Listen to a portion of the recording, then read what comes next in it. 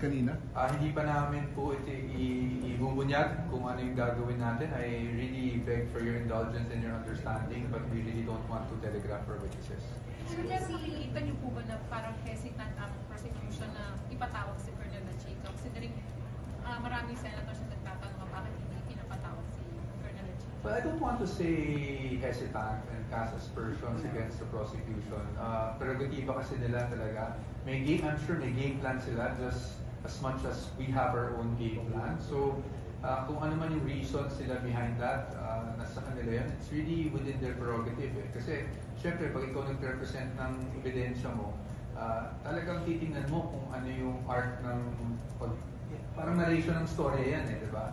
Bibigyan mo ng art yan, titingnan mo anong makakatulong sa'yo, anong hindi makakatulong sa'yo. So, I don't want to say hesitant at this point. I think they were very categorical in saying lang na they're not ready to disclose yet if and when lalabas, isasama nila sa listahan nila si Colonel Chica. So, hintayin na lang po siguro natin instead of saying they're hesitant or not. I don't want to really conclude anything at this point. How would you describe Acosta's hostile?